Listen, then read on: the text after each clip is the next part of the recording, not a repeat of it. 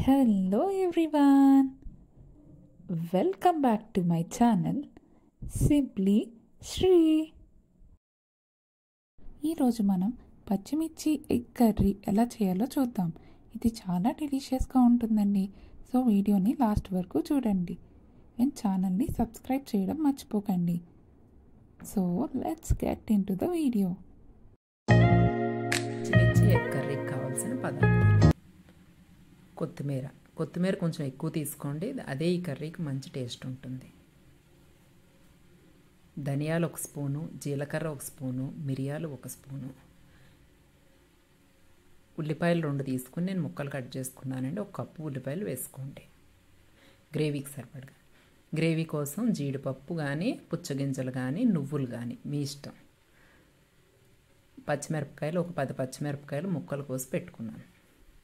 అల్లం, వెల్లుల్లి నీట్గా క్లీన్ చేసి పెట్టుకోండి. ఇవి దీనికి కావాల్సిన పదార్థాలు. బాండీ పెట్టి నూనె వేసి, నూనె వేడెక్కేటప్పుడు కొద్దిగా సాల్ట్ కూడా వేసుకోండి. అందులో నేనైతే ఒక 6 ఎగ్స్ ఫ్రై చేస్తున్నాను. ఒక 5-6 సరిపడగా కర్రీ నేను చేస్తున్నాను. మీ క్వాంటిటీని బట్టి మీరు తగ్గించుకోవడం పెంచుకోవడం అన్నది చూసుకోండి. ఉప్పు వేయడం వల్ల ఏంటంటే అడుగు అంటుకోకుండా ఉంటుందండి బాండీకి. గుడ్లు కూడా నీట్గా వేగుతాయి, మంచి కలర్ వస్తాయి. మంచి కలర్ కోసం నేను ఇందులో ఇప్పుడు పసుపు కూడా వేస్తున్నాను. పసుపు వేయడం వల్ల కూడా గోల్డెన్ బ్రౌన్ వస్తాయి మనకి ఎగ్స్. మనకి చూడడానికి కూడా బాగుంటాయి, తినడానికి కూడా కొంచెం పైన లేయర్ అంతా కూడా క్రిస్పీగా ఉంటుంది. గుడ్లు నీట్గా వేయించుకోండి. వేయించుకున్న తర్వాత అదే బాండీలో కొంచెం ఆయిల్ వేసుకోండి. మరి కొంచెం ఆయిల్ వేసుకుని గ్రేవీకి కావాల్సినవన్నీ కూడా ఉల్లిపాయ ముక్కలు వేసుకుని వేయించుకోండి. అన్నీ కలిపి ఇంచుమించు ఒకసారి వేసేస్తున్నానండి నేను. అన్నీ కలిపి ఒకసారి వేగుతాయి, పచ్చివాసన పోతాయి. అల్లం, వెల్లుల్లి, ధనియాలు, జీలకర్ర, మిరియాలు, పచ్చిమిర్చి కూడా వేసేసుకోండి. కొంచెం కారం కావాలంటే మీరు స్పైస్ తగ్గించుకోవచ్చండి. గ్రేవీ కోసం జీడిపప్పు అన్నీ కలిపి గోల్డెన్ బ్రౌన్ వచ్చేటట్టు నీట్గా వేయించుకోండి. బ్రౌన్ షేడ్ వచ్చేదాకా వేయించుకోండి. అందులో ఉప్పు, పసుపు కూడా నేను దీనికి సరిపడగా వేస్తున్నాను, గ్రేవీకి సరిపడగా. తర్వాత లాస్ట్లో మనకి తక్కువ అయితే మాత్రం వేసుకోవచ్చు.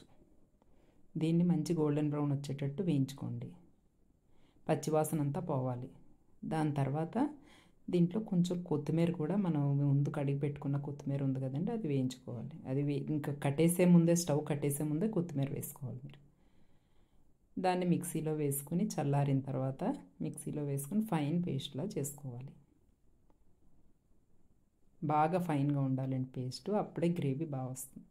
దాల్చిన చెక్క, ఇలాచి, లవంగాలు అదే బాండీలో కొద్దిగా నూనె వేసుకుని దాల్చిన చెక్క, ఇలాచి, లవంగాలు వేసుకుని ఒకవైపు వేసుకుని దాంట్లోనే ఈ పేస్ట్ వేసేసుకుని గ్రేవీ పేస్ట్ నీట్గా వేయించుకోవాలి. ఇది ఆల్రెడీ వేగిపోయిన పేస్ట్ కదండి, దానివల్ల దీన్ని మరీ ఎక్కువ వేయించక్కర్లేదు. నూనె విడిచే వరకు వేయించుకుంటే సరిపోతుంది. మా ఇంట్లో అంతా ఐరన్ బాండీలే ఎక్కువ వాడతామండి, ఐరన్ అబ్జార్ప్షన్ బాగుంటుందని. ఈ కూరకు సరిపడగా, గ్రేవీకి సరిపడగా మాత్రం ఇప్పుడు సాల్ట్ వేసాను కొద్దిగానే. సాల్ట్ మాత్రం మీరు అడ్జస్ట్ చేసుకుంటూ చూసుకుంటూ వేసుకోండి, ఒకేసారి వేసుకోవద్దు. ఎక్కువైతే మనం ఏం చేయలేం. నీట్గా వేగిన తర్వాత గ్రేవీకి ఎంత వాటర్ పడతాయో మీకు సరిపడగా వాటర్ వేసుకోండి. ఇందులో ఆల్రెడీ అన్ని మసాలాలు ఉన్నాయి, విడిగా మసాలా వేసే పనే లేదు అసలు. తర్వాత ఎగ్స్ కూడా వేసుకోండి, ముందుగా వేయించుకున్న ఎగ్స్కి ఆల్రెడీ నేను నాట్లు పెట్టుకున్నానండి. మీరు కూడా వేయించే ముందు నాట్లు పెట్టుకోండి. మూత పెట్టి 10 నిమిషాలు సిమ్లో ఉడికించుకోండి. ఎందుకంటే ఆల్రెడీ ఫైన్ పేస్ట్ అయింది కదా, కింద అడుగు అంటుకోదు. ఇప్పుడు పెరుగు వేసుకోండి. పెరుగు కొంచెం మనం టమాటా కానీ ఏది వేయలేదు కదా పులుపు కోసం, పెరుగు వేయడం వల్ల మంచి టేస్ట్ వస్తుంది కర్రీకి.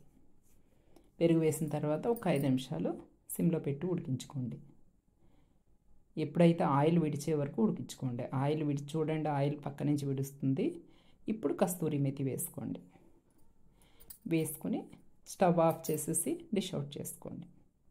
ఇది చపాతీలోకి కానీ రైస్లోకి కానీ చాలా బాగుంటుందండి ఈ కర్రీ. ఒకసారి ట్రై చేశారంటే మీరు వదలరు. Thank you for watching.